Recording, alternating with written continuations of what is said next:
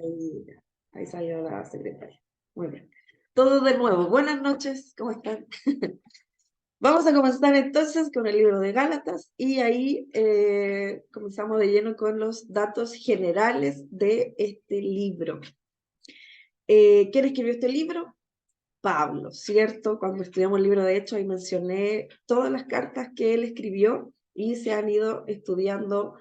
Estudiamos la semana pasada, bueno, las clases pasadas, Corintios. Así que Pablo, el apóstol Pablo, escribió esta carta probablemente después de completar su primer viaje misionero, que eso lo estuvimos viendo en el libro de Hechos, ¿cierto? Y justo antes del concilio de Jerusalén. El desacuerdo mencionado por Pablo en Hechos, que lo estudiamos en el capítulo 15, podría ser la historia que Pablo describe en este libro, en Gálatas capítulo 2, ¿ya? Pareciera que después de que tuviera su encuentro con Pedro en Antioquía, ellos estuvieron ahí, ¿cierto? Ese encuentro no difícil, pero que tuvieron una diferencia. Pablo ahí escribe esta apasionada carta mientras se preparaba para el debate que tendría lugar en Jerusalén. Entonces esto pudo haber tomado alrededor de 25 años después de la muerte y resurrección de Jesús. Todo esto en años más, años menos, ya solamente probabilidades.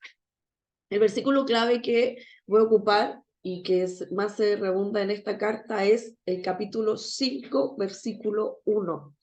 Estad pues firmes en la libertad con que Cristo nos hizo libres y no estéis otra vez sujetos al yugo de esclavitud.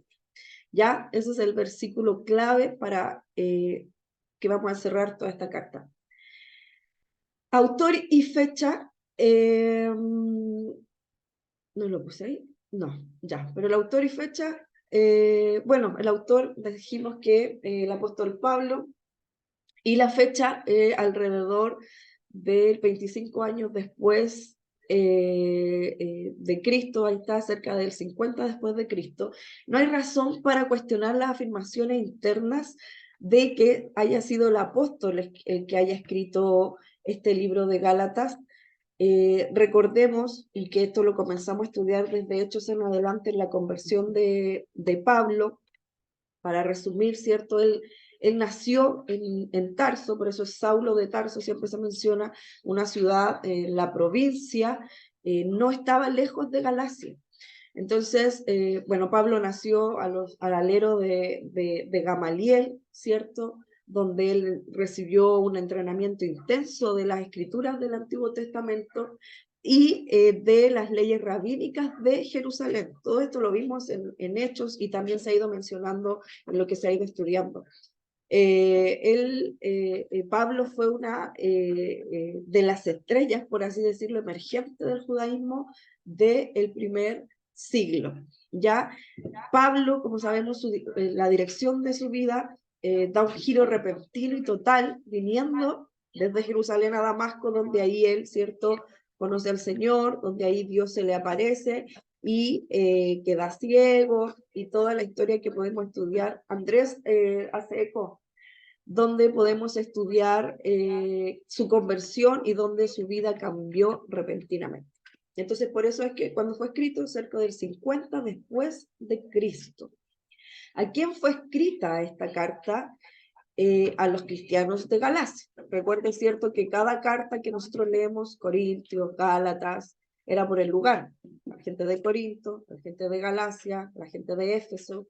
Entonces aquí a los cristianos de Galacia, esta es una provincia romana ubicada en la parte central de lo que hoy podría ser Turquía, ¿ya? ¿Y por qué fue escrita esta carta? Para corregir las falsas enseñanzas que se infiltraron en las iglesias que Pablo y Bernabé habían establecido anteriormente. Ahí para que usted lo anote y no se le olvide el propósito de esta carta. Los falsos maestros insistían en que los cristianos gentiles tenían que guardar las leyes rituales judías Entonces Pablo, en respuesta a estos ataques, él escribe a los Gálatas para defender su integridad personal como apóstol y reafirmarles su amor. El título, ¿cierto?, que se podría encerrar este libro de Gálatas es, y que se podría resumir, es de esclavitud a libertad. Ese es el mensaje central de toda esta carta. Como un dato aparte, el trasfondo histórico de esta carta, para que podamos, ¿no es cierto?, centrarnos en cuál es el objetivo de esto, es que el apóstol Pablo, él visitó Galacia en su primer viaje misionero, cuando lo vimos, ¿cierto?, y ahí se estableció la iglesia. Entonces, algunos años más tarde, se enteró que los judaizantes se habían infiltrado en la iglesia de Galacia y que los creyentes eran engañados alejándose del verdadero cristianismo, aceptando ritos y ceremonias judías. Entonces Pablo se da cuenta de que existía una crisis seria en esta iglesia, y es ahí donde él reafirma de nuevo la doctrina de la justificación por la fe, que es lo que vamos a ver en esta carta.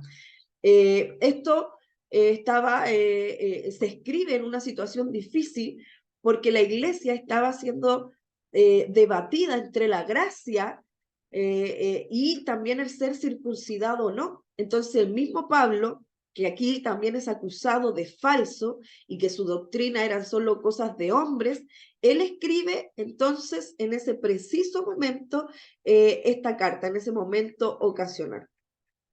Ahora, eso es para que usted vaya comprendiendo el propósito de esta carta.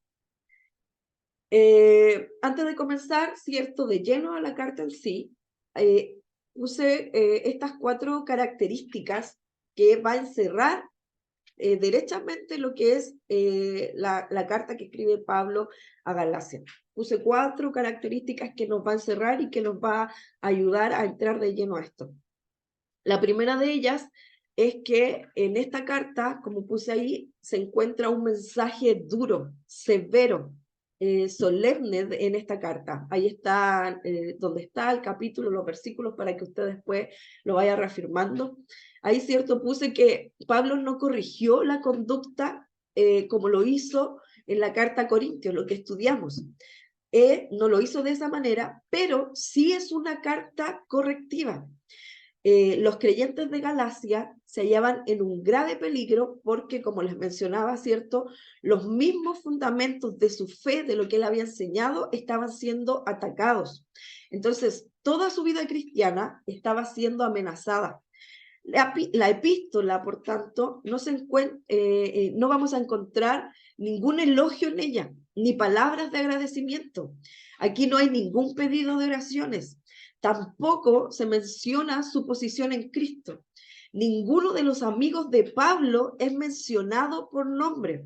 Entonces, si usted compara esta epístola con las otras cartas de Pablo, con las que se estudiaron y con las que se van a estudiar, usted se va a dar cuenta que es diferente a las otras cartas. La segunda característica es que en esta epístola el corazón del apóstol Pablo se muestra al desnudo, ¿cierto? Ahí lo puse. Aquí hay emoción en esta carta, hay sentimiento, él le pone una pasión diferente. Para el apóstol, esta es una epístola de mucha lucha, que casi nos podríamos imaginar a Pablo vestido así, con ropa de combate, listo para entrar en la batalla.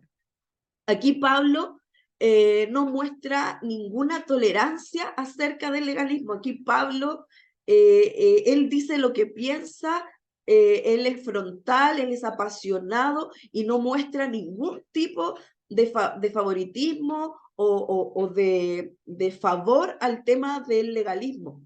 Entonces, se dice que la carta a los romanos proviene de la mente de Pablo, pero mientras que esta carta de Gálatas proviene del corazón de Pablo.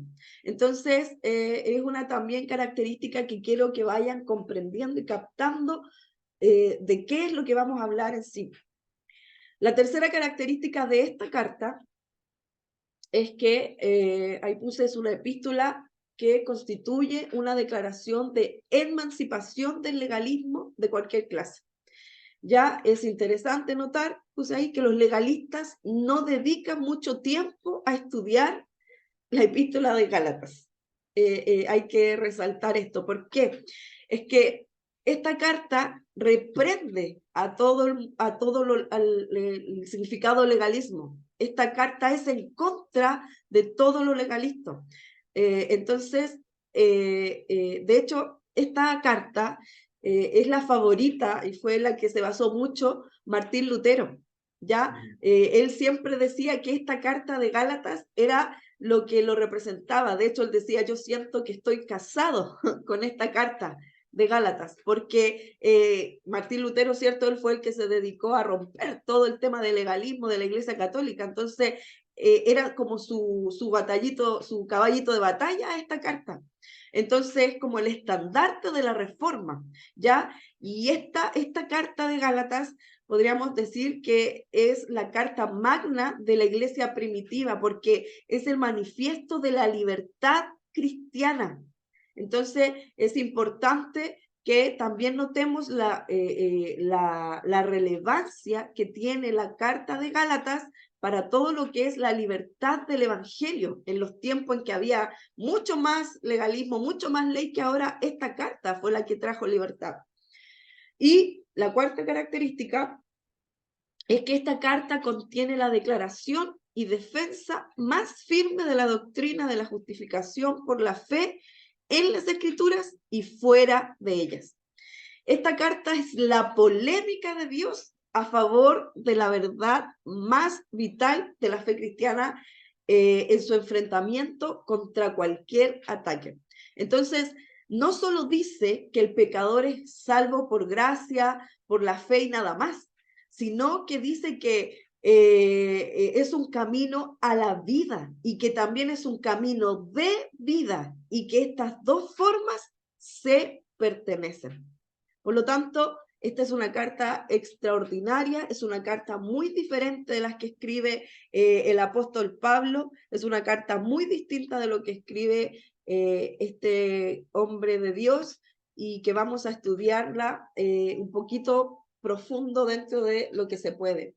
La epístola a los Gálatas, ¿cierto? Como les menciono, es la polémica de Dios contra el legalismo de cualquier tipo. Entonces, pero sí debo aclarar que no tampoco, y lo vamos a ir analizando, no se desacredita la ley, no se le desprecia, ni se le deja de tener en cuenta la majestad, la perfección, las demandas, la plenitud y el propósito de las leyes se mantienen. Pero sin embargo, esas cualidades hacen completamente imposible que el hombre pueda seguir ese camino para llegar a Dios. Eso es lo que habla esta carta. Entonces, se ha abierto un nuevo camino para que el hombre sea justificado ante Dios, un camino que evita completamente la ley mosaica. Y esta nueva ruta se recorre por la fe. El tema, cierto, que hablar que esta carta es la justificación por la fe, con un énfasis especial en la fe. Ya hay tres capítulos, tres cartas del Nuevo Testamento que citan al libro de Habacuc, donde se menciona que el justo por su fe vivirá, ¿cierto? Hemos escuchado mayoritariamente esa frase, el justo por la fe vivirá. Se menciona primero en el libro de los Romanos, ya, donde dice que más el justo por la fe vivirá. Y el énfasis en la carta a los Romanos se pone sobre el justo, la justificación. Está también en la carta a los Hebreos, donde se menciona nuevamente esta declaración. Y allí pone el énfasis sobre el vivir, es decir, que el justo vivirá por la fe. Y aquí, en esta carta de Gálatas, se habla donde se cita nuevamente esa énfasis que recae en la fe. Entonces, tenemos tres puntos de énfasis. El justo en los romanos, por la fe, ¿cierto? Aquí en Gálatas, y que se vivirá en Hebreos. Entonces, la justificación por la fe. ¿Qué es la justificación por la fe? ¿Ustedes tienen alguna noción de lo que significa este dicho, esta frase, este término, justificación por la fe? ¿Alguien me puede decir qué entiende de eso? ¿Alguien? Pregúntame. ¿Alguien o no? ¿Lo que entienda usted? ¿No? ¿Nadie lo entiende? Hola, hola. La justificación por creer en Jesús. La justificación, ya por la fe. ¿Ah? Es un término judicial, ya que se pone por delante de uno. Y esa persona que tiene que ser culpable, esa persona se presenta y recibe el pago él. Y no se lo deja libre. Claro. Es cierto, el perdón de nuestros pecados, ¿ya? Pero ¿por qué? Porque es Dios mismo declarándonos justos por medio de la fe de creer en Cristo. Esa es la justificación por fe, cuando hablamos de eso. Es Dios declarándonos justos, pero por la fe de creer en Cristo. ¿Ya? Entonces, para que tengan claro el término justificación por fe, porque lo vamos a analizar bastante en esta carta. Entonces, vamos...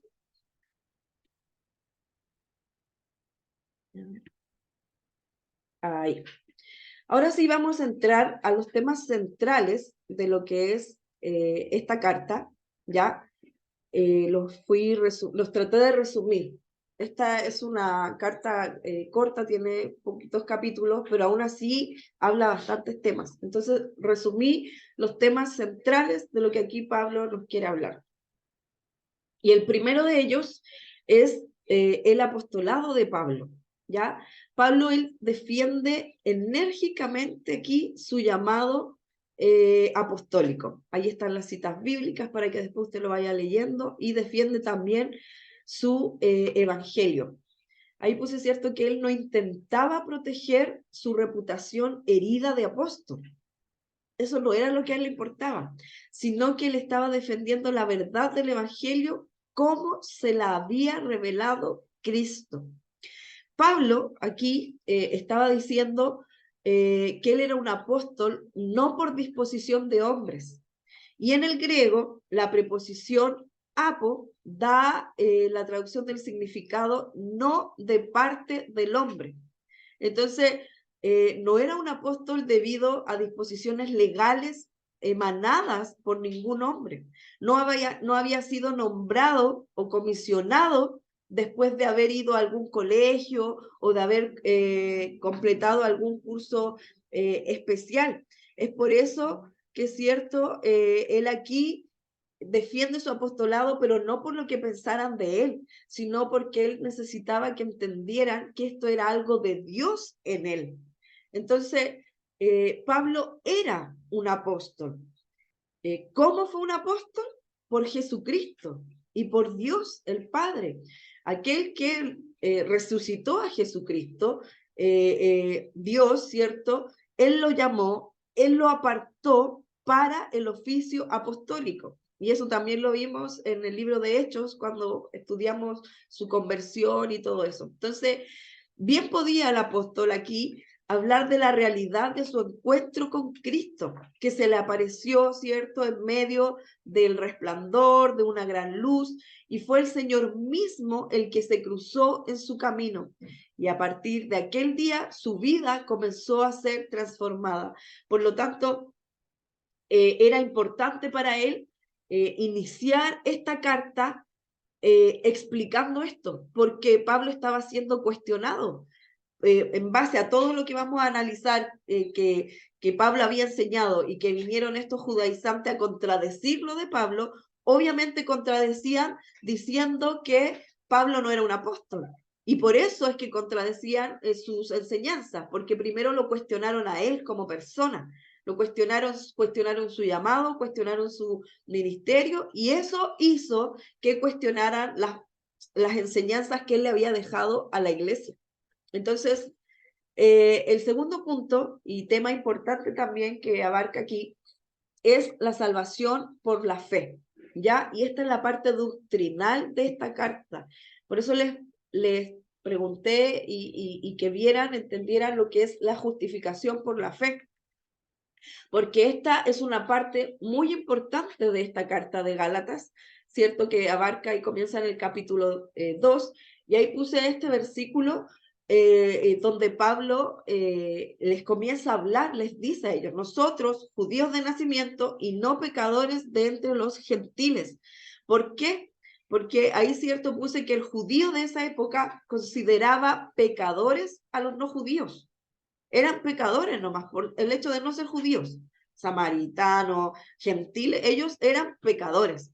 Entonces, las palabras no judíos y pecadores eran sinónimos. Si alguien no era judío de cualquier otra tribu, nación, raza, linaje, era pecador, inmediatamente, automáticamente.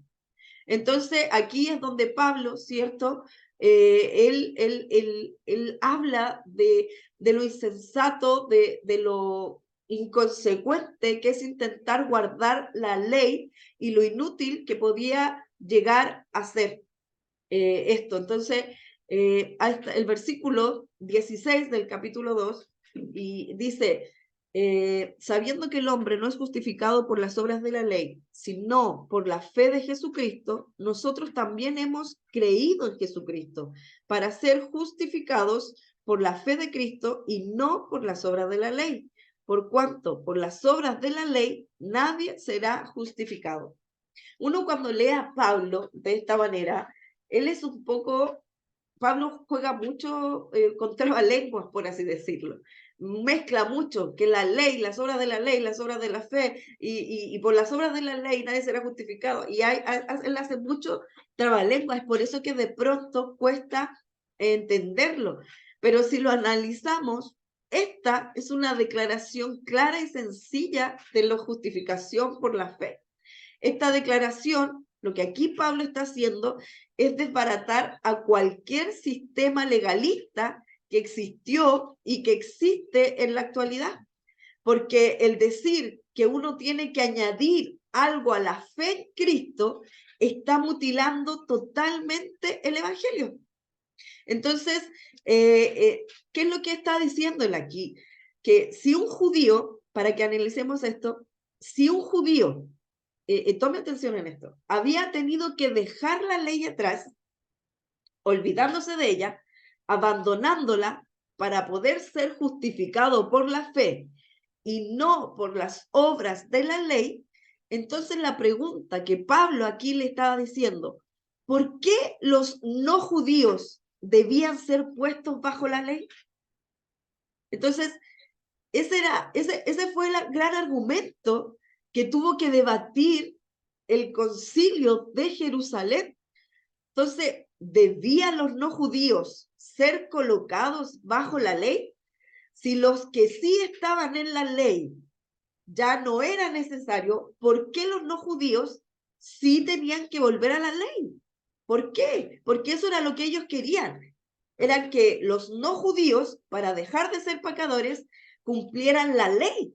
Entonces, gracias a Dios, ¿cierto? La respuesta guiada por el Espíritu de Dios ahí en ese concilio fue que los no judíos no debían estar bajo la ley para lograr la salvación, ni para su vida diaria, ya que ellos estaban llamados a vivir en un nivel superior, más allá de la esclavitud de la ley.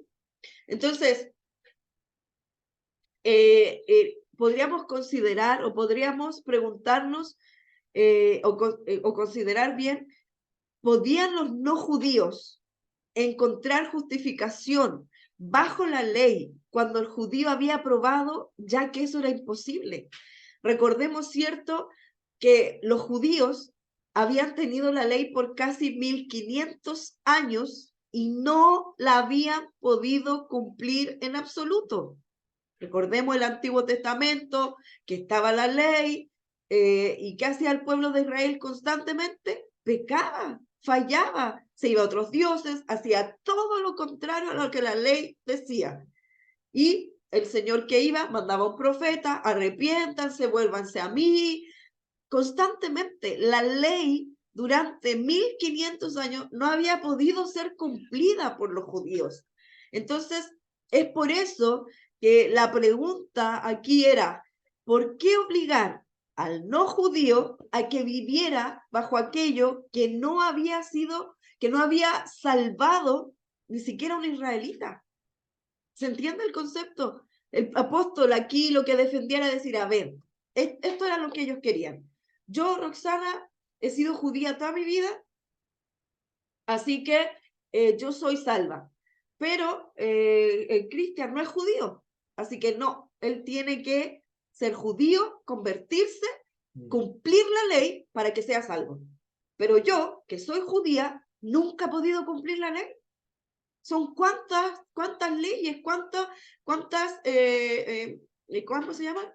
¿Cuántos preceptos uno tras otro? Nadie nunca la pudo cumplir. Yo jamás la he podido cumplir, pero yo exijo que el cristiano la cumpla. Entonces, eso es lo que se debatía, eso es lo que aquí Pablo le estaba diciendo. ¿Por qué un no judío va a tener que cumplirla si ni siquiera un israelita ha podido hacerlo? Entonces, lo que Pablo dice es que los no judíos creyentes ya habían sido justificados por la gracia, que ya no necesitaban la ley y que por lo tanto era insensato para ellos apartarse del principio de la gracia para vincularse al de la ley, porque no era, los judíos nunca habían sido justificados por la ley. Ahora estaba el mensaje de la justificación por la gracia. Pero los judaizantes lo que querían era hacerlos volver atrás. No, cumplan la ley, cumplan la ley, cumplan la ley. Y el mensaje de gracia estaba siendo abolido. Y es lo que aquí Pablo estaba defendiendo en este capítulo y gran parte de esta carta. De hecho, el versículo dice, ¿verdad? Que acabo de leer, dice, sabiendo que el hombre. Ahora, esto es algo que podemos saber o no, si somos salvos, no somos salvos. Se ha hablado de ese tema, ¿cierto? La salvación, se pierde, no se pierde, y cada uno lo analiza y todo el tema. Pero cuando habla sabiendo que el hombre, ¿de qué clase de hombre está hablando este versículo? Y yo lo busqué y viene, ¿cierto? De la palabra griega antropos, que ese es el término genérico que se refiere aquí cuando habla de hombre, y habla de la solidaridad de la raza, de la humanidad común que todos nosotros tenemos. Y ese término rompe cualquier barrera de color de la piel, rompe cualquier barrera de carácter racial, de barreras sociales. ¿Qué está diciendo aquí? Que ante la cruz, todos los seres humanos nos encontramos en un mismo nivel. Y ese nivel nos identifica, ¿sabe cómo? Ustedes, somos todos de un linaje escogido. Ese nivel nos identifica como pecadores. Ese nivel, porque eso es lo que somos todos. Usted y yo somos pecadores, indiferentemente de quién sea usted, de quién el de al lado, del cargo, del rango, del don.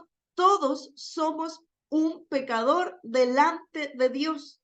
Eso es lo que somos todos. Y aquí no hay raza, no hay tribu, no hay región, nada. Entonces, ¿qué es lo que nos habla este versículo? Y por eso les digo que fue un versículo clave en esto, que Pablo a lo mejor que nos enreda con lo que quiere decir, pero en realidad es un mensaje claro, porque él nos dice que por cuanto por las obras de la ley, nadie, eso es lo que nos dice, escuche bien, nadie será justificado. Aquí Pablo es claro en esto, por las obras de la ley, nadie será justificado. Entonces, ¿qué podemos nosotros ver en esto que nos habla la palabra, nos habla esta parte de este maravilloso libro? Nosotros no despreciemos la obra de Jesucristo en nosotros, diciendo que no hemos recibido todo de su parte. Quiero que piensen esto, todos estamos en la categoría de pecadores. Usted y yo éramos un pecador camino al infierno, derechito al infierno. Y ese era nuestro destino.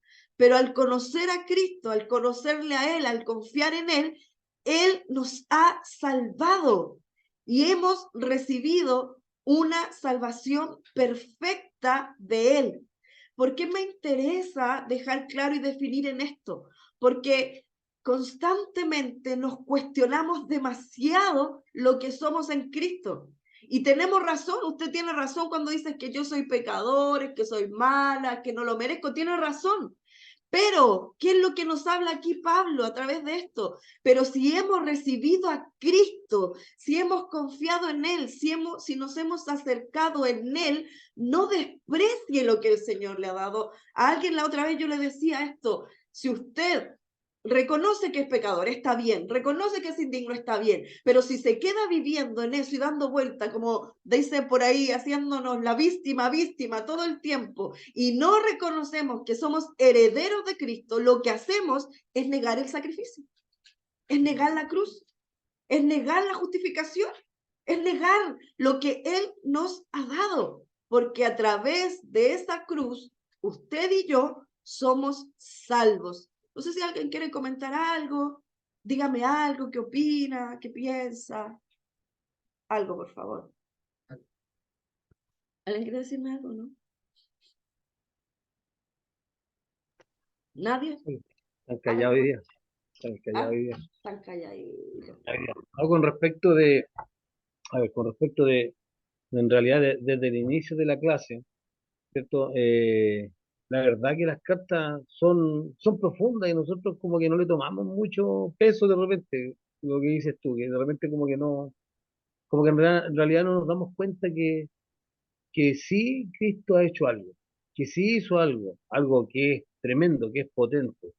Y sí, pues muchas personas de los judíos no podían aceptar, de hecho no aceptaban que Cristo hablara con los pecadores, menos iban a aceptar que los pecadores ahora pudieran entrar así como Pedro por su casa, como se dice, hasta el trono de la gracia, ¿cómo? Y yo creo que eso es lo que no vamos a generalizar, no vamos a decir que a todos los judíos, pero sí a los maestros de la ley, que eran celosos de la ley, que eran legalistas, a ellos sí, yo creo que les causaba esa molestia. Pero también tenemos que valorar, pesar lo que el Señor ha hecho y darnos cuenta que es algo tremendo. Eso. Sí, gracias. Esta carta, bueno, por eso mencioné lo de Martín Lutero, y en realidad, mientras estudiaba, me di cuenta que muchos hombres que comenzaron un movimiento evangelístico, que comenzaron con el tema de evangelizar, de los primeros, ¿cómo se llaman? Los padres de... Padre de la iglesia. Claro, que ellos comenzaron esto, lo que ocuparon su fuerte fue la carta de Gálatas, porque ellos enseñaban a través de esta carta la libertad de Cristo, pues, la justificación por la fe, la gracia. Entonces, esta carta de Gálatas es una carta tremenda y que también para nosotros sea una carta de libertad, porque este es el mensaje de Gálatas. De que nosotros veamos a través de esta carta que nosotros somos libres, somos hijos libres. De repente estamos demasiado, no sé, pues, quizá cómo fuimos criados o los que hemos ido a la iglesia de chicos, qué sé yo, uno ha sido enseñado con tantas estructuras, con tantas formas, con tantos protocolos, con tantas paredes a nuestro alrededor, y nosotros nos encasillamos en eso y nosotros nos autoflagelamos demasiado. O sea, Jesús, cierto, murió por nosotros y nosotros nos seguimos castigando y nosotros seguimos dándonos latigazos. Entonces, cuando caemos en eso, uno tiene que preguntarse, bueno, ¿y de qué sirvió el sacrificio si yo me sigo lacerando? si yo me sigo castigando a mí misma? Y eso es lo que esta carta quiere hablar, de la libertad en Cristo, muy distinto al tema del libertinaje, hagamos lo que quiere, nada importa. No, no es eso. Es que nosotros sepamos que somos hijos, que somos hijas y que tenemos libertad en el Señor de entrar a su presencia, de entrar al lugar santísimo, de que el velo se rasgó y que nosotros podemos entrar a su presencia cada vez que queramos y lo necesitemos. Si necesitamos algo de Él, vamos y se lo pedimos. Si queremos pasar tiempo con Él, vamos y lo hacemos. ¿Por qué? Porque somos hijos y el precio ya fue pagado. Sigamos entonces. El tercer tema de esta carta, que también no quise definirlo tanto, pero sí entrar y mencionarlo por lo menos, es que la definición de Pablo de la verdad del Evangelio, y como hablábamos más arribita, afirma esta gracia universal de Dios para todas las personas. Por eso les expliqué, ¿cierto?, de lo que venía la palabra hombre. Esta gracia es universal. Y de hecho lo vemos también que menciona, en Cristo ya no hay judío ni griego, esa frase que escuchamos, no hay esclavo ni libre, no hay hombre, no hay mujer, sino que todos somos uno solo en Cristo. Y esto lo menciona en el libro de Gálatas, ¿cierto? Entonces, la justificación por la fe, que es la doctrina central de esta carta, habla de una comunidad llena de armonía para todos, para todas las personas. Entonces también es un tema importante y central que aquí Pablo abarca en toda la enseñanza. Selma, levanta la mano. Sí, yo. Hola, buenas noches. Toma. No había podido hablar porque estaba terminando una tarea con el Basti, pero sí estaba escuchando. Y justamente el otro día hablábamos con el pastor Andrés y me vino a la mente lo que estaba diciendo. Hablaba sobre, estábamos justamente conversando sobre esto de que uno a veces como que no toma en cuenta o se le olvida la gracia de Dios, porque se autoflagela y eso, bueno, debo ser como súper sincera, abrir mi corazón, que me pasa mucho, siento que a veces hago como las cosas mal y estoy siempre como pensando qué hacer, como para arreglar las cosas, y en verdad ese día conversábamos de esto, po. Él me decía que entonces, ¿de qué servía haber muerto Jesucristo si en realidad todo lo hizo Él? Pues, o sea, no podemos hacer nada, sino que todo es como por la gracia de Dios y que tenemos que entregar como todo en sus manos y todo. No hubiera servido de nada lo que hizo Él en la cruz, si hubiera sido porque nosotros queríamos hacer las cosas, pues, no hubiera servido nada. Entonces, justamente me acordé de eso y que esto es como que Dios me lo vuelve a repetir, así, bástate de mi gracia, así no es tu pega, pues es como la pega de Él, o sea, todo el sacrificio es de Él, pues.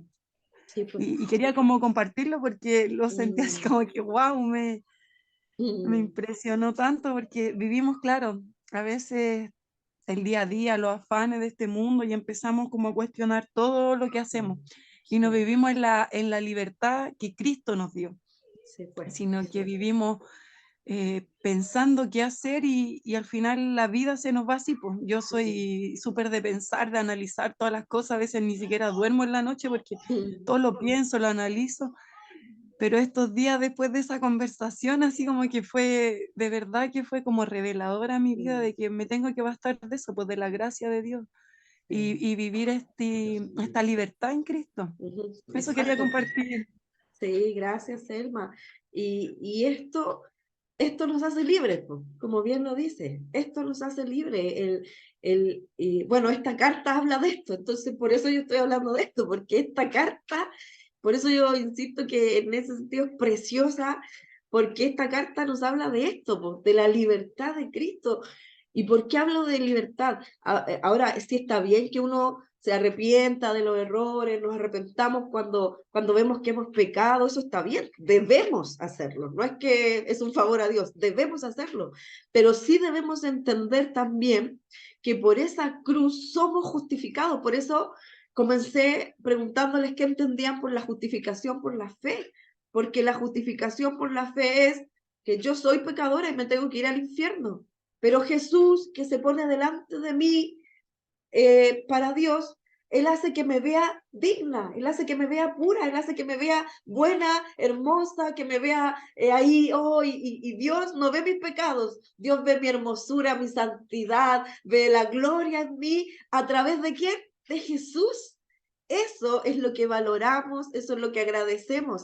Entonces, ¿por qué? Y quiero recalcar mucho en esta carta, porque de repente nos cuestionamos tanto que ¿sabe lo que pasa o no? Que no cumplimos lo que fuimos llamados, no cumplimos nuestro propósito. No, es que yo no puedo, yo soy indigna, yo cometí esto, yo aquello, y ya, vuelvo a insistir, está bien, arrepiéntase, pida perdón, pero avance pues, porque si uno se queda ahí, como dicen vulgarmente, lamiéndose las heridas, no va a avanzar nunca. En cambio, si nosotros decimos, ya sí, fallé, soy pecador, pero Cristo, me arrepiento por su sangre, soy lavada, soy limpiada, soy renovada, mis vestiduras son blancas otra vez, y así poder cumplir para lo que hemos sido llamados. Po. Muchas veces callamos nuestra boca, es que no, ¿qué le voy a hablar a alguien si mira lo que yo soy? Y a veces no estamos salvando a alguien por mirarnos a nosotros y no mirando a Cristo. A veces hay gente que no le entregamos el mensaje, no, es que yo cometí un error, yo pequé, ya, y esa persona tiene la culpa, entregue el mensaje. Si usted fue justificado por Cristo. Por eso esta carta, quiero recalcar en eso, y lo que Selma ahí menciona, que nosotros valoremos a diario lo que Cristo hizo por nosotros, que valoremos lo que Él ha hecho a través de esa cruz. Cristian levantó la mano de hace rato. Sí, no, de ahora, de ahora. Lo que pasa es que me acordaba de una predicación de Dante Gebel, que escuché hace hartos años atrás, que decía que quién éramos nosotros para cerrar esa llave de misericordia del Señor sobre nosotros mismos. Y como tú dices, muchas veces nosotros es que no tenemos el límite, y eso creo que también mantengamos como el equilibrio, ¿sí? Pero sí hay que reconocer que en el Señor no tenemos límites, que podemos hacer, y de hecho nosotros, no sé, uno dice voy a transmitir hoy día, y después es que estoy cansado, es que el trabajo, es que mañana me tengo que levantar temprano, es que no me he preparado nada, y empezamos a, a justificarnos y no tomamos carta en el asunto. Y a la otra semana decimos, ya la otra semana, o mañana, y es como la dieta, mañana, mañana, mañana, y al final no lo hacemos. Pero ahora escuchando, ¿cierto?, esta clase, como les digo, no es la libertad de pecar, no es la libertad de pecar, no es la libertad de que vamos a hacer lo que queramos, pero sí tenemos libertad para hacer lo que Él nos llamó a hacer. Sí, Y me queda marcado de lo que tú dijiste, Roxana. sí, es bella esta carta. Yo la estudiaba y decía, oh Señor, quisiera hablar más. Ya, sigamos. El cuarto punto entonces, tema central en esta carta, es el legalismo frente a la libertad, ¿cierto? Ahí yo anoté un resumen. Los creyentes dicen no necesitan estar bajo la ley para llevar vidas con principios éticos. Aquí Pablo lo habla en esos capítulos. El espíritu a quien reciben los creyentes cuando creen les da el poder para vivir del modo que Dios desea. La ley no puede producir el fruto del espíritu, ni puede evitar que las personas pequen. Su función es identificar el pecado y pronunciar el juicio de Dios. Y es por medio de la unión del creyente con Cristo que él o ella son verdaderamente libres. Y ahí yo puse que, si no, libertad para servirse unos a otros en amor. Y en el capítulo 5 de esta carta, del versículo 13, que puse ahí, dice, estad pues firmes en la libertad con que Cristo nos hizo libres y no estéis otra vez sujetos al yugo de esclavitud. Entonces, nosotros leemos esto y lo que Pablo aquí dice es que nosotros solo somos salvos por fe y no por los preceptos de la ley. Y la ley no tiene que ser la regla de vida para el desarrollo espiritual o el crecimiento, ¿cierto?, de nosotros los creyentes. Los cristianos no debemos vivir bajo esos preceptos, por más que el nivel espiritual que los preceptos representan ¿cierto? Y que son equivalentes a santidad, ese principio de la ley no debe constituir la regla que nos obligue a esforzarnos por vivir la vida cristiana. Lo que Pablo aquí estaba diciendo era que considerando que los Gálatas habían sido salvos por fe, ¿cierto? Debían continuar con esa forma de vida. Estaban queriendo meterles que no, que vuelvan a la ley, que vuelvan, ¿cierto?, a lo de atrás. Pero aquí él se refería a ellos, a los Gálatas, y a todas las generaciones de cristianos, incluyéndonos a nosotros.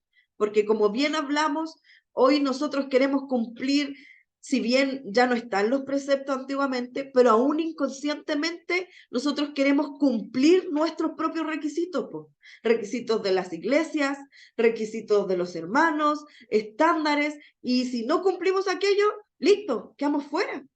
Yo siempre hablo, ¿cierto? Íbamos a la iglesia nosotros y si faltábamos a un punto de prédica, a nosotros nos enseñaban claramente que si faltábamos el punto de prédica el domingo y venía el Señor a esa hora, nos íbamos a quedar, porque falté el domingo a la prédica y quise irme a tomar un helado, no quise ir, no sé, estuve cansada ese día nomás y no fui, pero si eso pasaba y venía el Señor, me quedaba, o sea, dejaba de ser salva y uno aprendió a crecer con eso. Entonces, finalmente, ¿cierto? Todo eso también nos sucede actualmente en esa forma o en diversas formas. Y la gracia de Dios lo que nos proporciona es la morada y la plenitud del Espíritu Santo y nos capacita para vivir en ese nivel más elevado que la ley requiere. Toda esa provisión es nuestra al confiar en el Señor, al confiar en Jesús como nuestro Salvador. Cuando nosotros estamos unidos a Cristo, recibimos todo lo que necesitamos. Es decir, que recibimos la salvación y recibimos la santificación. Cuando nosotros tenemos a Cristo, recibimos esa santificación. Cuando vinimos a Cristo, tuvimos a disposición todo lo que necesitábamos. Acepté a Cristo como mi Salvador y tuve a disposición lo que necesitaba. Entonces, Pablo, el apóstol, él menciona incluso que los creyentes, al estar unidos en Cristo, han sido bendecidos, dice él, con toda bendición espiritual. Entonces, ¿qué es lo mejor de todo esto? Que nosotros creamos esta realidad expresada en la palabra del Señor y que confiemos en esta provisión de la gracia de Dios y nos apartemos de este sistema legalista que nos obliga a esforzarnos en el sistema de ciertas reglas. No hay reglas que cumplir. Ahora usted me va a decir, entonces hagamos lo que queramos. No, en Cristo tenemos libertad, ¿cierto? Pero Él no nos ha colocado bajo un pequeño sistema legal de como lo hacían en el Antiguo Testamento. Nosotros no utilizamos los 10 mandamientos como leyes para la vida cristiana. Escúcheme esto. Ahora, todos sabemos que el quebrantar algunos de ellos, como no matarás, no robarás, etcétera, obviamente seríamos detenidos por la ley, porque eso son cosas ilegales, ¿verdad? Los creyentes sabemos que no debemos quebrantar los mandamientos, pero nosotros no solamente por temor a morir, no por temor al castigo, sino que nosotros hemos sido llamados a vivir en un nivel más elevado en esto.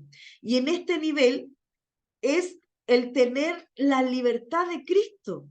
Porque cuando yo tengo esta libertad de estar unido a Cristo y esta libertad no es una regla, escuche esto, no es una regla, sino un principio de vida basado en ¿qué?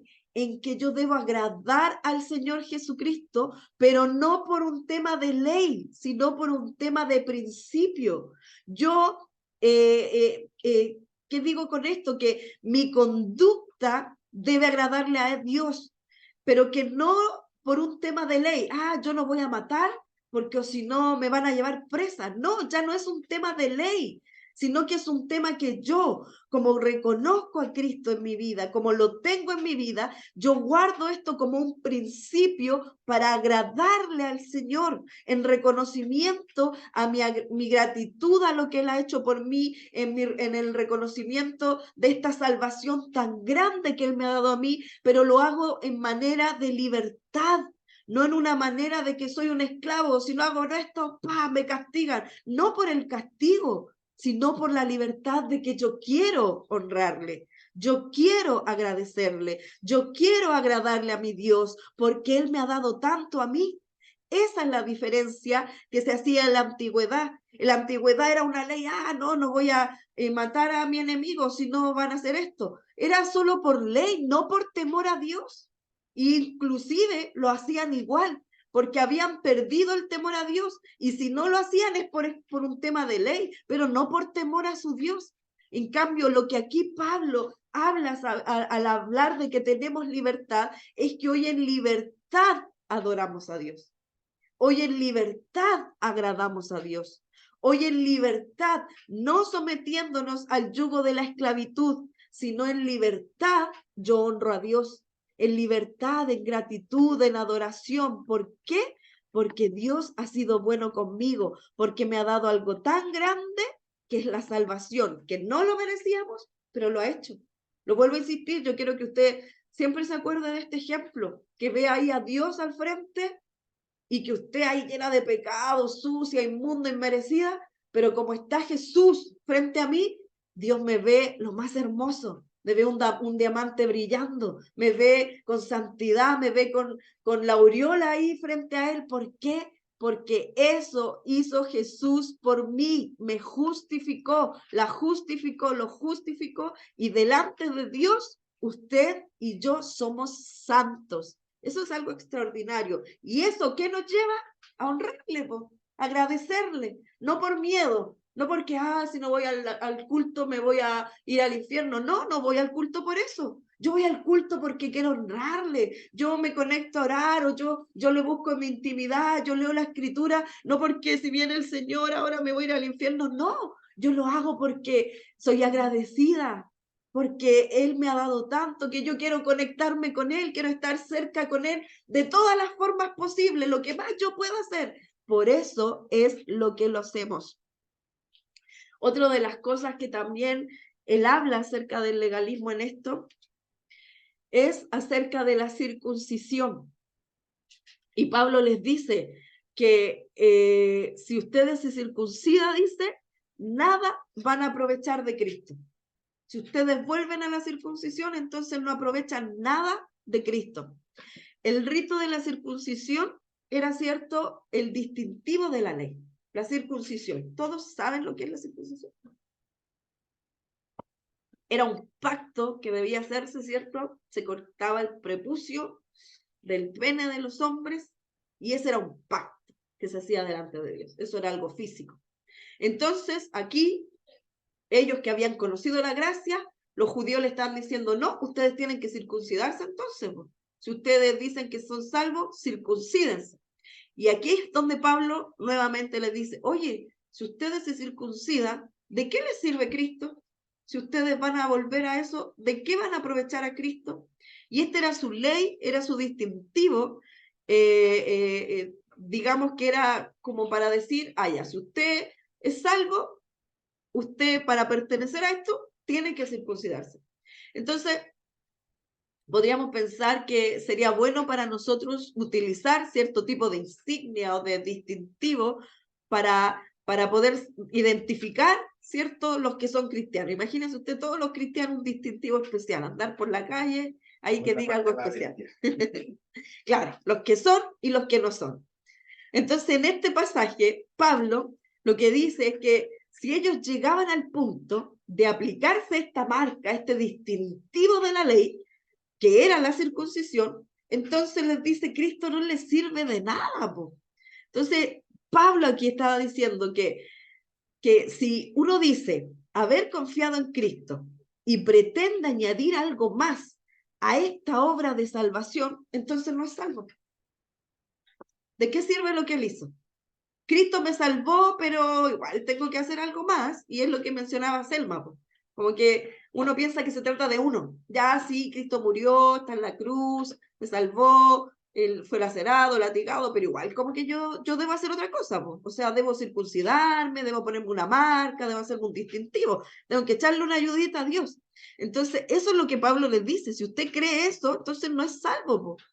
Porque si algún creyente de aquella época llegaba al extremo de circuncidarse, que era la marca distintiva de la ley de Moisés, o si intentaba pasar por alguna otra experiencia para basar en ella su salvación, como podría ser el caso no sé, pues de alguien de nuestro tiempo que quisiera hacerlo, que alguien diga actualmente, y hoy está súper de moda el tema judío, entonces hoy día la gente, realmente yo he conocido ya varias personas que se están circuncidando por ese tema, porque está como, vino un boom, así cuando vino el tema de los apóstoles, el tema de no sé qué, ahora el tema de judíos está, pero fuertísimo. Entonces, si alguien en la actualidad dice, no, es que debemos circuncidarnos porque los judíos lo hacían, entonces nosotros para entrar en aquello, celebran el día sábado, sí, po. No, y oye, celebran todas las fiestas, el Sukkot, el no sé qué, todas las fiestas, ya, o sea, ya una por lo menos, pero están todas las fiestas judías celebrando.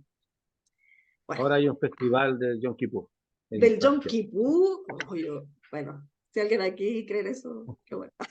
No, yo cuando yo veo así como están celebrando el Yom Kippur, señor. Bueno, son fiestas judías, esas son fiestas judías, todo lo que lo escuchan nombrar. Entonces, si alguien aquí dice, no, es que hay que hacerlo, entonces la obra redentora de Cristo, ¿de qué sirve, vos? Sería como tomar, ¿cierto?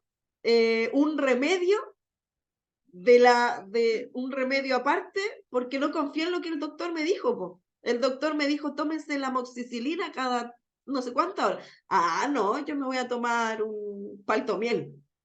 ¿Me entiende? Y el doctor me está diciendo porque él es el especialista. Entonces, es lo mismo en esto, po. Anula el tratamiento. Si yo me tomo el paltamiel y no la amoxicilina, que es más fuerte, estoy anulando el tratamiento y la recuperación de la enfermedad. Entonces, el Señor no podría hacerle ningún provecho a esto porque nosotros preparamos nuestra propia medicina y no confiamos en lo que Él hizo completamente, fue para nuestra salvación. Entonces, bueno, hay gente que lo hace literalmente, que está circuncidándose, que está haciendo las fiestas, bueno, temas de ello y todo. Si lo hacen, qué bueno por ello. Pero yo debo decirle que no hay que añadir nada más a esta salvación. Cristo pagó el precio completito, no quedó al debe. No, no es que yo pago el 90%, ustedes paguen el 10%. No, aquí no hay 10%, no hay 1%, no hay nada. Él lo hizo al 100%, pagó el precio y no hay nada que añadir a esta salvación tan grande y tan extraordinaria. Por eso, cuando usted esté desanimado, cuando usted está triste, cuando usted esté ahí cuestionándose, chau, hijito, buenas noches, cuando usted esté cuestionándose la vida, usted diga, bueno, Cristo extraordinariamente pagó el precio por mí y siéntase valioso, siéntase valiosa, porque Él no pagó cualquier precio, Él no pagó ahí 2 limosnitas, pagó su vida, su vida. Por lo tanto, no se sienta menos, no se menosprecie, no deje que nadie lo menosprecie, porque Jesús pagó un precio extraordinario y no hay más que pagar. Cristo pagó el precio.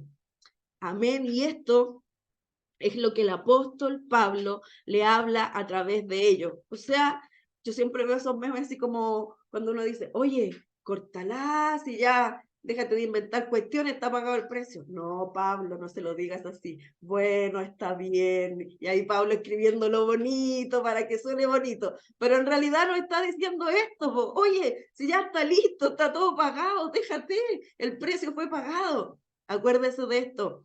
Y cumpla su llamado, cumpla su ministerio con confianza, con fe, que el Señor nos ha justificado. Sigamos, porque nos queda todavía.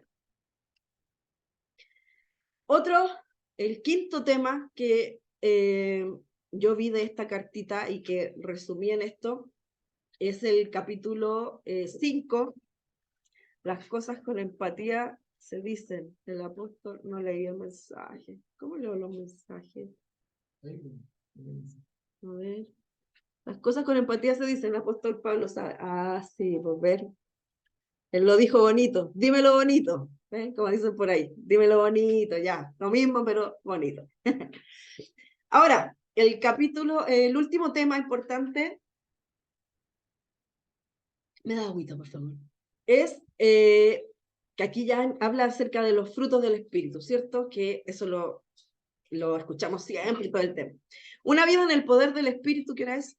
En el poder del Espíritu. Los creyentes, dicen, no deben confiar en su propio poder para vivir la vida cristiana. El cristiano dirigido por el Espíritu no vive para su yo, sino que permite que los frutos del Espíritu irradien en medio de sus actividades diarias. Y esto lo habla, ¿cierto?, del capítulo 5, el 22. Entonces, aquí, en esta última parte de esta carta, que comienza en el versículo 16, comienza a hablar acerca de esto, y que se extiende hasta el versículo 26. Pablo iba aquí a contrastar el vivir bajo los deseos y pasiones de la naturaleza pecaminosa y el vivir controlados por el Espíritu. Y esta sección, ¿no es cierto?, nos muestra cómo proceder nosotros los cristianos, ya hablándonos de que somos salvos por la gracia, de que somos justificados por la fe, todo eso, y aquí él nos habla de cómo proceder en esta nueva vida en Cristo. Y ahí en este versículo que puse ahí, digo pues, andad en el Espíritu y no satisfagáis los deseos de la naturaleza pecaminosa. Entonces, este versículo presenta el gran principio de la vida cristiana. Aquí. Usted dice, bueno, ¿cómo debiese ser un cristiano? ¿Cómo debemos andar? Aquí, este versículo es el principio de la vida cristiana. Andad en el Espíritu y no satisfacer los deseos de la naturaleza pecaminosa. Corta, ¿ven? Pablo lo pone bonito ahí, pero sabemos lo que es. Entonces, en este versículo presenta el gran principio de esta vida cristiana, que es vivir según el Espíritu. Puse aquí, yo anoté que el verbo griego andar habla del peripateo, es como el patiparreo, yo creo que de ahí viene esa palabra, ¿cierto? Andáis patiperreando. Bueno, viene de aquí, del peripateo, que significa ir de acá para allá. ¿Ves? Si yo digo que de ahí sacaron el patiparreo, andáis patiperreando, porque... Era medio chileno. Era medio chileno. ¿Cierto? Como que el chileno transformó la palabra. ¿Periqué? Ah, patiparrea, listo. Bueno, esta palabra da peripateo, que significa de ir de acá para allá. Entonces, la palabra griega que se usaba, ¿cierto?, en esta escuela, que fue su fundador en Grecia, él andaba de acá para allá mientras enseñaba, y por eso es que nació este significado. Entonces, el principio para nosotros aquí es andar controlados por el Espíritu, andar de aquí para allá controlados por el Espíritu, porque si lo hacemos de esa manera, no vamos a satisfacer los deseos de nuestra naturaleza humana, muchos de los cuales no son inmorales, porque a veces pensamos que la naturaleza humana es solamente que la fornicación, que el matar, que el adulterio. No. Si hablamos aquí de todo lo que, lo puramente humano, que de repente nos desenfoca. Por ejemplo, no sé, el tema de el arte en general, la música, que no es malo, no estoy diciendo, escúchame bien, no es malo, son cosas buenas que uno hace, pero que pueden llegar a obsesionarnos. Ese es el punto. Y controlar nuestra vida de manera que ocupan el dinero, ¿cierto? Que el dinero para nada es malo, el ver películas, el ver series, etcétera, etcétera, que no son malas en absoluto, pero que nos pueden obsesionar y ocupar el lugar de lo espiritual. Por eso es que habla de que andemos en el espíritu, porque eso nos va a equilibrar en todo lo demás.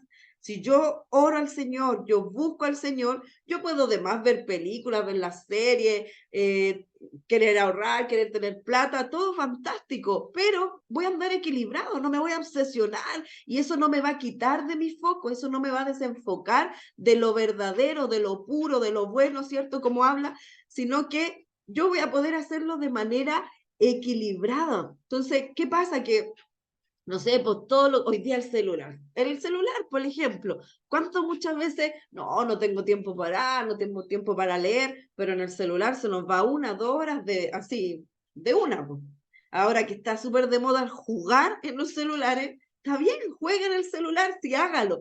Pero ese es el punto, cuando uno deja de hacer lo espiritual, lo importante, porque se quedó pegado en lo otro. Ese es el tema. Entonces, como uno anda en el espíritu, uno busca al Señor, uno equilibra los tiempos, uno equilibra las cosas importantes. Entonces, es por eso que habla aquí de andar en el espíritu, de que nosotros andemos en libertad, en esa libertad, porque uno dice, entonces no puedo hacer nada, no puedo jugar, no puedo ver tele. No, o sea, aquí hablamos de la libertad de Cristo, de disfrutar la vida. Si nosotros tenemos que disfrutar la vida, salir con la familia, disfrutar los bienes, disfrutar la plata, disfrutar las entretenciones, de todo eso, pero también disfrutar la comunicación con el Señor, los valores espirituales, disfrutar y que todo sea un equilibrio, que una cosa no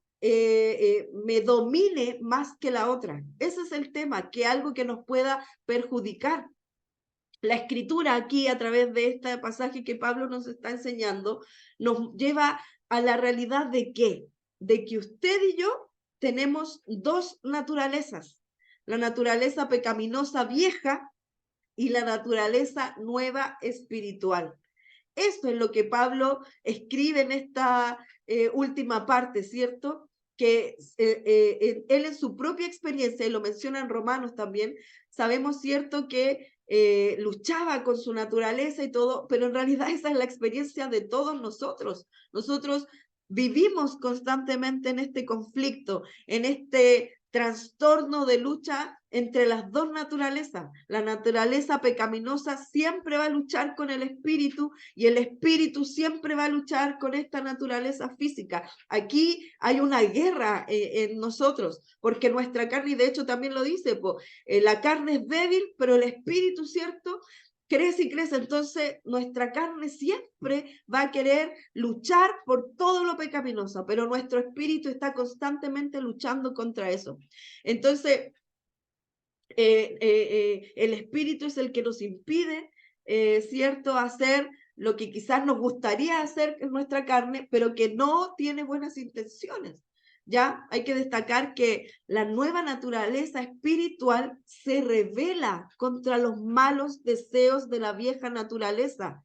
Entonces, ¿por qué le hablo de esto? Porque uno constantemente escucha eso. Es que yo soy débil, es que no puedo cambiar, no puedo dejar viejos hábitos, yo quiero dejar de pecar, yo quiero dejar esto que he luchado por tantos años. Sí, cierto, porque uno sabe que lo que hace está mal, pero jamás lo va a lograr si su vida espiritual no va en crecimiento, porque es lo espiritual lo que lucha con la carne. Si usted quiere dejar alguna adicción, si usted quiere dejar algún pecado que le ha seguido por años, si usted se ve y dice, no, es que mi carácter, es que yo quiero cambiar mi forma, yo quiero cambiar el trato, yo quiero cambiar y no puedo. Bueno, pregúntese, ¿usted ha invertido en su relación espiritual? ¿Usted ha fomentado que su naturaleza espiritual crezca? Porque eso va a ser lo único que lo va a sustentar. De repente uno se ve a sí mismo, ¿cierto? Cuando anda más vulnerable al pecado. No, ya ando, uno se nota. Uno sabe cuando vigilia el sábado. Hagamos vigilia, ya. Uno se nota cuando uno está orando, está bien con el Señor, y de repente uno se nota cuando ya anda ahí, chuta, ya ando más ansioso, uno sabe que quiere ahí andar haciendo lo malo, lo que esta carne quiere hacer, uno lo sabe.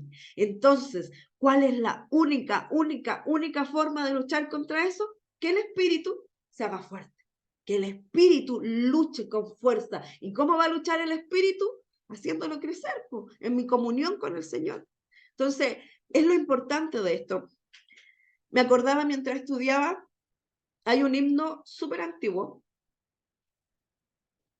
que lo anoté incluso, que dice así, mire, ven de todo bien la fuente, ven, eterno Salvador. Ven, ayúdame a cantarte dignos cantos de loor. Es una frase de la canción. Muy bonita. Entonces, el original, en su última estrofa, dice esto, mire, soy propenso a alejarme, Señor, lo siento, propenso a dejar al Dios de amor. Esa frase dice. Pero alguien vino después de haber escrito ese himno y dijo, pucha, esa no es mi experiencia, yo quiero cambiar esa letra. Y puso esto. Cambió la letra, la modificó y dice, soy propenso a adorarte, Señor, soy propenso a amar al Dios de amor. Entonces, ¿por qué le digo? Porque podríamos preguntarnos cuál de esas dos actitudes es lo que describe la vida real. La primera, que dice que soy propenso a alejarme, o la segunda, que dice que soy propenso a adorarme. ¿Cuál usted cree que nos representa?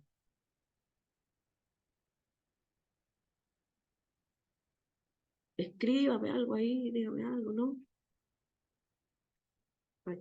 ¿Hay alguien ahí?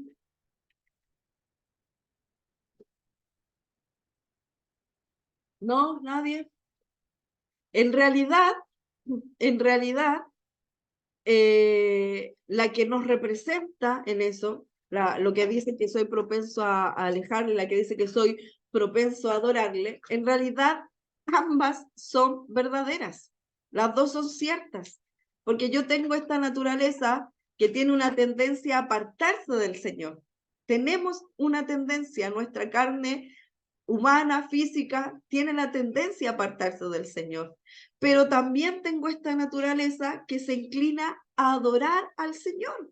También la tenemos. Hay momentos, ¿cierto?, en que le pasa a lo mejor a usted también, en que está solo, en que voy en la micro, en que está en el trabajo, en la casa, y que siento deseo de adorarle, de clamar, de hablar con el Señor. No sé si le ha pasado por ahí que a veces está en público y dice, oh, quiero orar, quiero orar, quiero orar, quiero ir a un lugar, quiero orar, quiero orar, quiero orar, y quiere estar con el Señor, porque es su espíritu que quiere conectarse con su Creador, quiere estar con el Señor, ¿cierto? Que quiere gritar, Señor, tú eres extraordinario, te amo, te bendigo, y cuando algo así ocurre, esa es la expresión de la nueva naturaleza, del espíritu.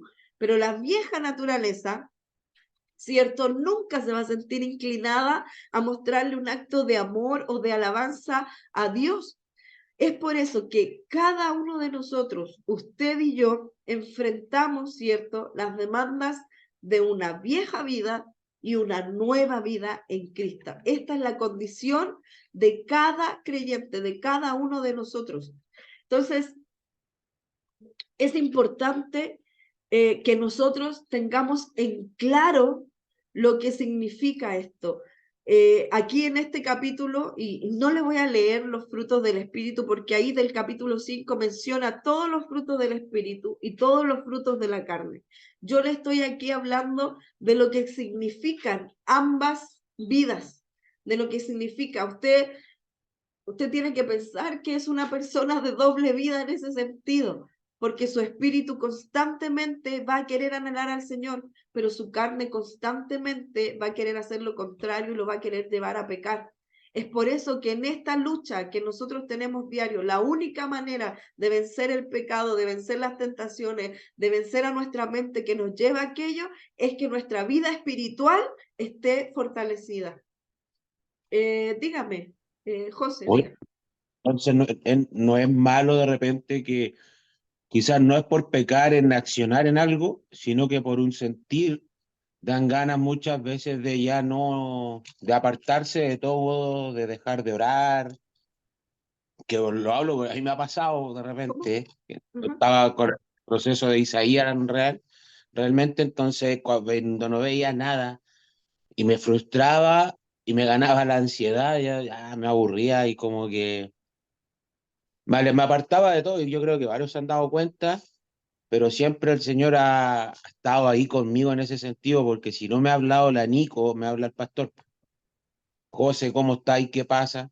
No, todo bien y todo el tema. Entonces, eso no es malo mucho de sentir eso de repente. No, no es que no sea malo o sí es malo, lo que pasa es que nos pasa eso, como tú bien dices, nos pasa aquello, nos pasa el hecho de, porque nuestra carne nos va a querer eso, pues, desanimar, nos va a querer hacer bajar los brazos, nos va a querer hacer menguar, pero yo me acuerdo mucho que un consejo que en esto, ¿qué es lo importante de esto? Porque todos pasamos por periodos así, pero una abuelita de la iglesia que yo iba, ella hablaba siempre de la alcancía del Señor, que cuando uno está bien, uno ahí tiene que preocuparse de fomentar la vida espiritual, de ahorrar espiritualmente, como se dice, yo estoy bien, oro al Señor, yo estoy buscando al Señor. Entonces, cuando viene la prueba, cuando viene la dificultad, como yo venía de un momento de ahorro espiritual, en ese momento de debilidad, yo abro la alcancía y ese ahorro suple mi momento de debilidad. En cambio, cuando yo vengo, yo ya estoy desanimado, yo ya he estado orando más o menos, yo ya he estado luchando con la oración y viene la prueba, claro, con mayor razón uno quiere dejar todo tirado. Entonces, por eso que yo hablo de que sí, esta vida humana siempre va a querer ser contraria, siempre, siempre nos va a querer hacer pecar, siempre nos va a hacer bajar los brazos, siempre nos va a hacer querer estar desanimada, pero por eso tenemos que fomentar nuestra vida espiritual, por eso tenemos que, cada vez que el Espíritu nos lleve a orar, a buscarle, cada vez que tengamos el tiempo de buscarle, ¿para qué? Para que nuestro espíritu nos fortalezca en el momento de la debilidad. Esa es la clave. Esa es la clave, porque cuando viene la tentación, todos queremos pecar, pues si el pecado no es desagradable, pues. Ah, qué lata, qué asco voy a pecar, no, pues todos queremos. Uno peca porque nos satisface la carne, lo que sea hablando en cualquier sentido. ¿Por qué lo hacemos? Porque me gusta, porque me satisface. Y uno no lo va a hacer ahí así como que mala onda, no. Pero el espíritu que yo he fortalecido, aunque mi carne quiere hacerlo, el espíritu me va a hablar, me va a guiar, me va a frenar, me va a mover. Entonces, es por eso que nuestro espíritu tiene que ser más fuerte que nuestra carne. ¿Y cómo hacemos fuerte nuestro espíritu? Fomentando nuestra relación.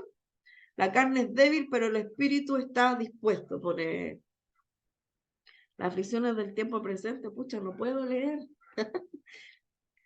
No puedo leer, ¿qué pone? Las aflicciones del tiempo presente no se comparan con la gloria venidera. Sí, perfecto, exacto. Entonces, pero miren, eso que escribe Cristian también, po, eso es una promesa, pero ¿dónde nosotros la acrecentamos? En el espíritu, po. Nuestro espíritu tiene que recordarnos eso, que hoy día es difícil, que la lucha es cuesta, pero la esperanza en Cristo que tenemos. ¿Y qué nos va a recordar aquello? Nuestros momentos de intimidad con el Señor, cuando yo estaba ahí buscándole, cuando estuve en la palabra, cuando estuve derramándome al Señor. Entonces hoy día que no tengo ganas, que quiero pecar, porque el Pedro ahí puso, el pecado es rico, sí, el pecado es rico, me va a satisfacer, ¿cierto? Pero mi espíritu me dice, ya, anda, peca hace rato, pero el espíritu me recuerda que eso es momentáneo, que eso no me va a satisfacer, que más me convienen las cosas del espíritu que de la carne, etcétera, etcétera, etcétera. Entonces, es que nosotros podamos fomentar el espíritu en nosotros para que eso nos haga fuerte.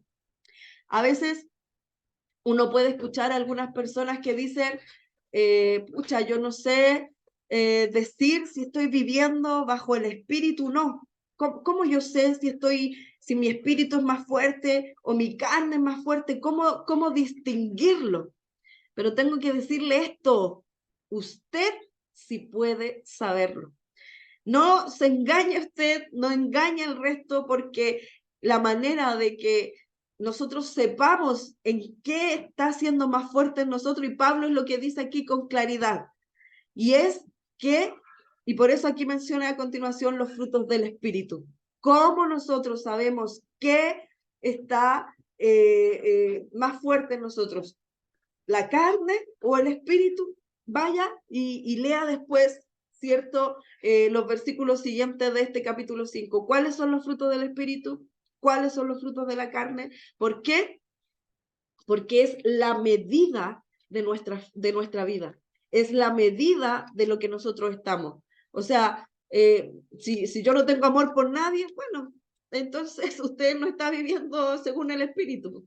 Si yo no tengo mansedumbre, si no tengo dominio propio, no, yo voy nomás y caigo en las tentaciones, como ahí decía, total, el pecado rico, sí, y no hay dominio propio para controlarme, porque es rico, me satisface, así que démosle nomás. No hay dominio propio. O sea, ¿usted está viviendo según el Espíritu? No. Esa es la respuesta. Y eso es lo que el apóstol dice en este capítulo.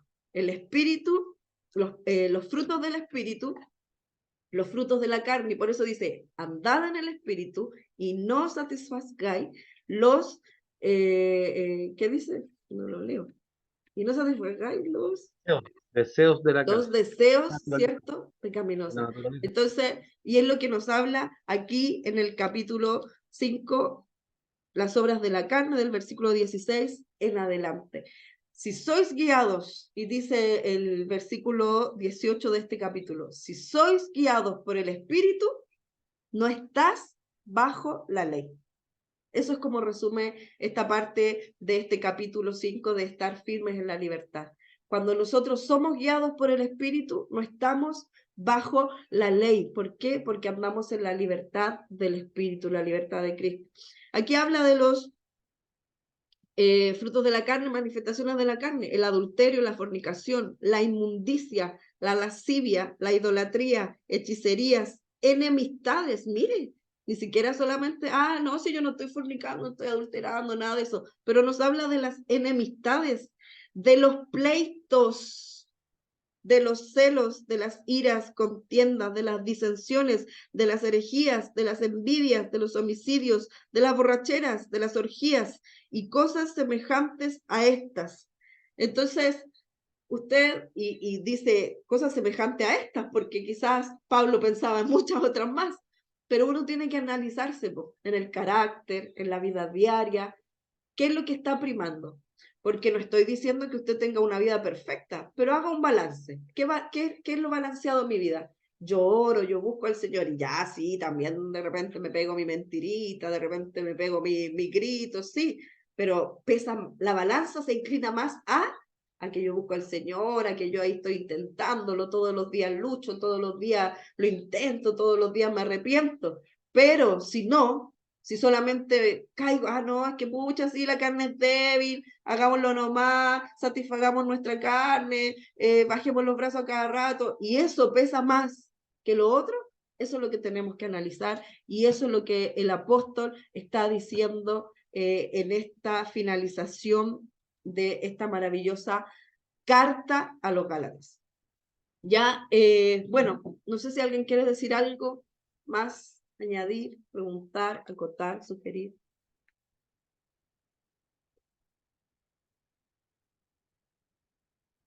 ¿No? Disculpa por conectarme tarde. No, No había quedado. si tiene una cara tutito. Está bien. Anda a trabajar en la madrugada es difícil. Pero gracias por conectarse. Bueno, eso, termino entonces con la carta Yo quería decir algo. Ay, perdón. Diga nomás, sí.